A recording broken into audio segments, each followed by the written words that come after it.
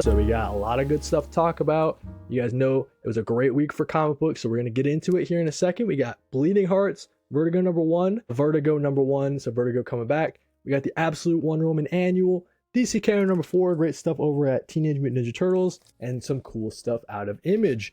So that's going to be the stuff that we're reviewing here in a second. By the way, these are ranked by what I liked the most to what I not disliked, right, but liked the least. So these are hopefully you guys get a sense of what I'm liking and what I'm not liking as much. But we got to start with Bleeding Hearts, man. Bleeding Hearts, what an excellent issue. Smiling from ear to ear because Dennis Camp just keeps it going. We know that Dennis Camp is on a roll right now, and yeah, this did not disappoint.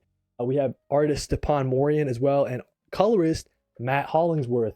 This was an excellent issue. They set the stage for the series in the first like 2 pages, right? So you have these humans they're running. So we're like, okay, we got some cool stuff with the arrows, right? Some cool paneling from Stepan Morian. You turn the page, one of the humans is getting eaten alive. So we know that the zombies are currently, they're on top, right? Like you got the humans are just trying to run away and survive.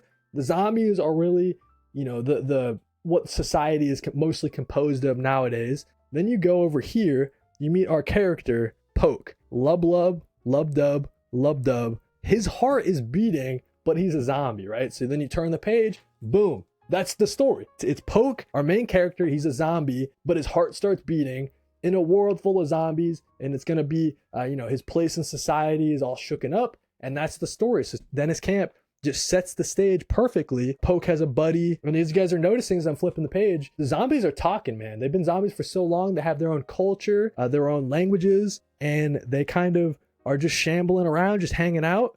But then from time to time, we get these great sequences. Like this lady here is trying to run away from a horde of zombies. She's climbing this tower. And then, unfortunately, she doesn't make it, right? So then we get this great, you're Dennis Camp, so you're going to be injecting some metaphors and stuff in here. So, Montezuma Motors, make of that what you will, as we see like blood kind of being spilled as kind of a sacrifice, right? Historical sacrifice in like the modern day. You can get into it, you can cut it, dissect it a million different ways, but just great stuff from Dennis Camp as well. As we see Poke and his buddy, they're talking to some other members of the zombie society. So yeah, man, I would say that right off the bat, this series has just zombies in a completely new life. Like the fact that zombies have their own culture and they're talking their own language, it just has those extra layers to the traditional zombie format. And I'm loving that we're seeing this resurgence of the zombie genre. It doesn't have to just be the humans versus the zombies. That's it.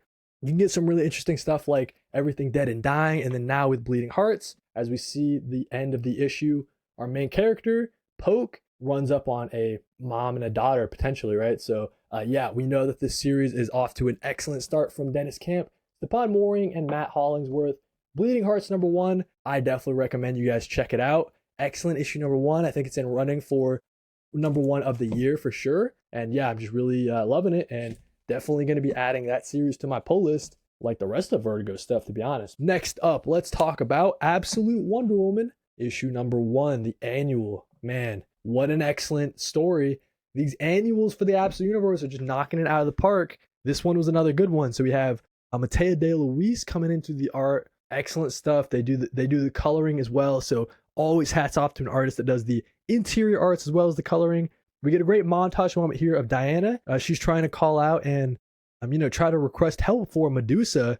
I believe that she's trying to get in contact with Athena to fix this problem with Medusa. Ever since Medusa or Diana got a glimpse to what it was like to be Medusa, she's like, hey, I gotta right this wrong. Medusa is not, I gotta help her as much as I can. And it's just excellent artwork, dude. Like, if you need Matea to come back and do some extra stuff, I say go for it. I love the Hayden Sherman stuff, of course, but I love Matea De Luis's art style. His facial expressions are just like insane, man. I love this art style. It's like so painterly and like photorealistic almost. And yeah, I just think that it's excellent stuff. Like this is a great example. Absolute Diana. I mean, the Absolute Wonder Woman from Matea De Luis just looks so good. It's just such a great character design here. And so Diana is just going on this quest to first try to get some help from Athena. Or is it Artemis? It might be Artemis. Let me know, is it Artemis in the chat?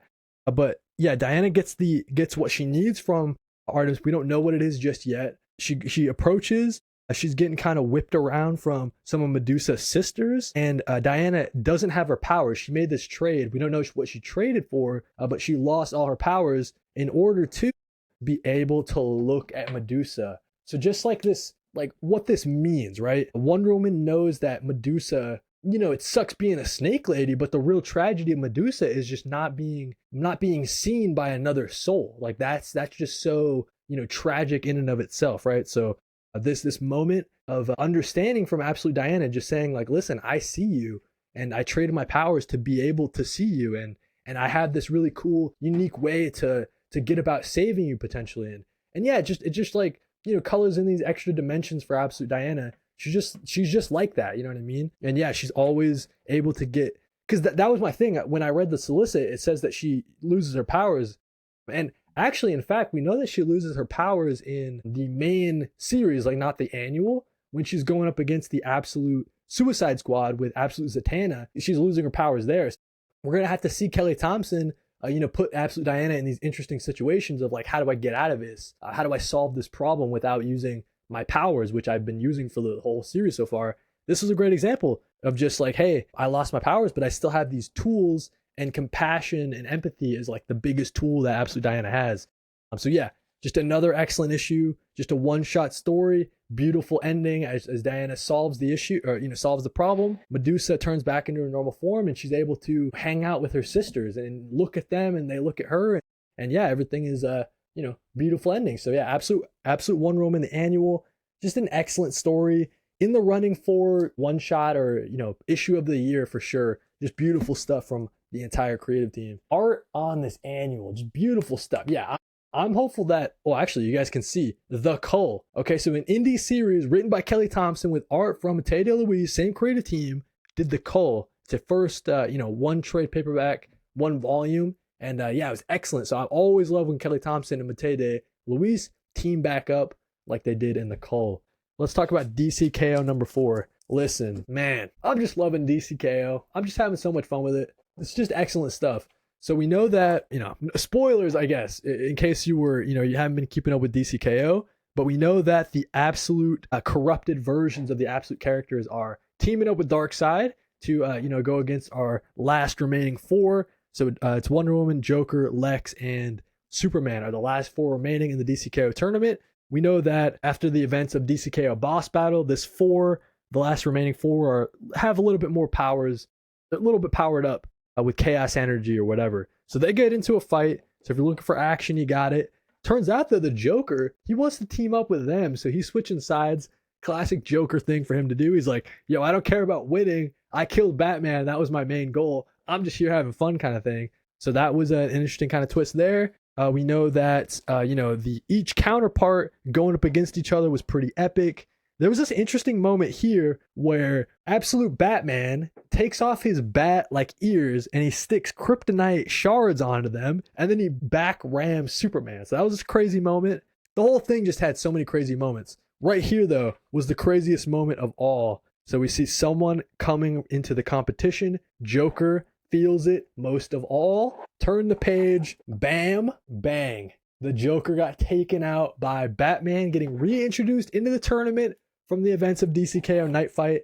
So that's like the big point I want to make, is that this event just feels so complete. Like all the tie-ins, if you didn't read DCKO Boss Battle, that's okay. They just fought the absolute, like the events of it, the aftermath of that is here in the pages. So if you missed DCKO Boss Battle, that's all right. You missed DCKO Night Fight, that's all right. If you, the last thing you knew about it was Batman dying in issue 2 of DCKO, or 3. I guess it must have been 2 or 1. Maybe it was issue 1 that Batman died, right? So we know that, like, if you missed out on those, like this moment still makes sense, right? So I think that it's so complete. Like the whole thing just feels well mapped out and well planned and well executed. There's no delays for any of these issues, right? The whole thing just makes sense. If you read Boss Battle and DCKO Night Fight last week, right? Or I guess 2 weeks ago at this point, they led right into DCKO number 4. And I just think it's really smart. The whole DCKO event is just so well put together overall. But the issue here at the end, after the absolute characters are uncorrupted, then we get some great moments of them hanging out with the mainline universe of characters. We know that there's like this crazy blast that goes off. Everybody else dies except for Lex Luthor and Superman. But then the crazy moment of Lex Luthor winning the tournament potentially. You guys know this has spoilers. I did spoiler warn. So it looks like, you know, like what's gonna happen, dude? Lex Luthor is potentially winning this tournament. We'll have to see it in DCKO number 5. So yeah, man, just loving this DCKO event. Great stuff out of DC. We'll get through the rest of the reviews a lot quicker. Let's keep talking about comic book reviews like the Teenage Mutant Ninja Turtles number 15. Excellent stuff. As you guys see on the cover, Mr. Splinter is back, but it's a little mysterious as to who he is. The Ninja Turtles find out in this issue. A little beginning sequence is just a possible future from this version, or, you know, this Splinter. He's kind of pruning the tree of possible futures, trying to take out anybody that proves to be a threat for his sons. Makes a lot of sense from the Splinter, right? So that's what he's up to, because the Splinter is actually the Ujigami, the new sort of villain for the series, which is pretty interesting. We also get this lady here. She's sort of like a witch sort of inspired look. She transforms from a cat, and she has like, you know, moon-shaped daggers or whatever on a chain. So great action sequences here from Freddie E. Williams and the rest of the art team. And I think that the story bits of, you know, Master Splinter's back, but he might be this villain at the same time, this kind of balance between it, and like, is he doing it for the right reasons and all that stuff? I think it's pretty compelling for Jin Lewin Yang. So I would recommend jumping on the Teenage Mutant Ninja Turtles title. I think it's really solid. Taking the reins from Jason Aaron and Juan Ferrara is pretty tough to do, but I think that this creative team is got a great. They're in tune with some great stuff over here on Ninja Turtles. Potentially, the Ujigami's next target is going to be Casey Jones. So yeah, we're gonna have to see how the Ninja Turtles feel about that, and they're gonna have to stop their dad from doing it. So yeah, man, some pretty compelling stuff there on Teenage Mutant Ninja Turtles. 3 more reviews, and they're all from Image Comics, like Geiger from Ghost Machine. This arc I'm not as into, I guess. Like, I'm not super interested in, you know, this time traveler sort of character. I don't know. I guess I got to read his appearances in Redcoat or something like that. Like, I got to know more about him. But essentially, it's just Geiger and him going back and forth on the mission and like, is it real? He's a time traveler. I mean, the whole thing like seems real. I mean, he dropped the tank out of nowhere. So I would say that it's at least sort of real. He gets some weird date stuff like August 36th. So yeah, I don't know what's going on with this this Geiger issue, or the, you know, kind of the direction that we're going. Geiger and this time traveler dude, the Northerner, they have to get to, I forgot which city, but they got to get there because they can potentially like reverse the war and stop this all from happening. And Geiger's into that because he can have some time with his family that he never, you know, his long lost family from before the war. And yeah, so they run up on this sort of group of kids that are just holed up. When has there been a glowing man? So they only know about glowing woman. So yeah, like, it's just interesting what's going on with Geiger right now. It's like he's split up from that group that we know and love from the first couple arcs. And yeah, it's just like, what's going on right now? We're kind of in the middle of this arc, and I'm not as into it as I was the first couple, I guess. But Geiger's still my dude. We'll be pulling Geiger forever. Talk about Die Loaded number 4 real quick, as we get an introduction to a new character. This character here I thought was Chuck on the front. Chuck from the first you know, volume of Die. This is actually Chuck's son. So they find out that Chuck's son has also been sucked into the game. For those that don't know, it's all about these real people that get sucked into the game of Die, and it's sort of like this fantasy kind of world, and they're trying to get out of the world of Die because it's terrible in there. So they hook up with this guy. He's the new fool character in this, but he's actually like a little kid, or at least like a teenager, like a young teen. And so he's loving being in the world of Die. He can, you know, make out with all these babes, and he's killing all these goblins or whatever. Like, he's having a great time. He doesn't really realize that, hey, you know, we need you to help us get out of Die because we have lives back home. We don't want to be stuck in this world forever. So that he's kind of, it's tough to wrangle this kid who really loves being in the world of Die. But as I'm flipping, you guys are seeing some great artwork from Stephanie Hans, and I'm interested in where we're going from Kieran Gillen. We're still piecing together the whole party. We don't know all the characters that we're going to be working with in Die Loaded so far. But yeah, great stuff from Kieran Gillen and Stephanie Hans. One of the most beautiful books on stands for sure. Last comic review for today, Transformers number 29. I had a feeling that there'd be like a sneak attack, right? So we know that Megatron, he's out here slurping blood. He's like eating the remains of one of these Autobots that they snuck up on. And Optimus has something to say about it. So they're good, the Autobots and the Decepticons, a full-on battle in the forest over here. And I gotta say, man, like, okay, this page is great. This was great page turner, great stuff from Dan Mora. Sometimes though, I really feel like Dan Mora, like it's kind of like gobbledygook looking at it. Like what's going on in this page, okay? Like it's just kind of tough. I don't know. It's kind of tough. Maybe that's not the best example, but just sometimes I would be like, okay, what's going on in this panel? Like you got all these like Autobot Decepticon like parts just like mashing together, and it's like I can't really tell exactly what's going on. It's not as easy as when Jorge Corona or Daniel Warren Johnson was on the title. I gotta say that for sure. Like what's going on here, right? Like where does one part of the Autobot end and the Decepticon begin, almost, right? So like visually, the clarity wasn't so there in this issue, I guess. But maybe that's just me. I don't know. Maybe I'm just an idiot. I'm colorblind, so maybe that has something to do with it. Like it's just blending together, and I'm just like, like who's who and what the heck's going on for a lot of this issue. But yeah, it's just kind of a fight going on.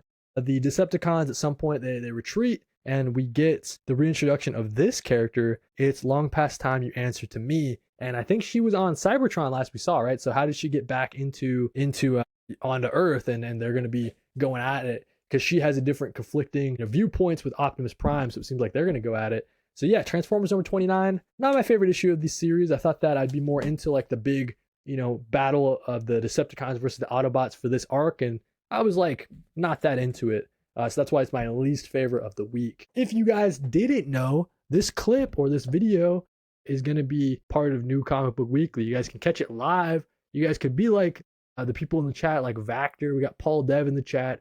We got Orin Oracle was here earlier. We got Danny P, of course. We got Derek Seaborn. A lot of people hanging out in the chat as we go live every single week at 4 p.m. Eastern. We do the comic book pull list, we do the comic book reviews, and then I do a massive, random, big topic for your guys' enjoyment. So hopefully you guys enjoyed another episode of New Comic Book Weekly for the date of February 16th. Hopefully you guys had a good one. And yeah, catch you guys for the next week's New Comic Book Weekly. Yeah, catch you guys later.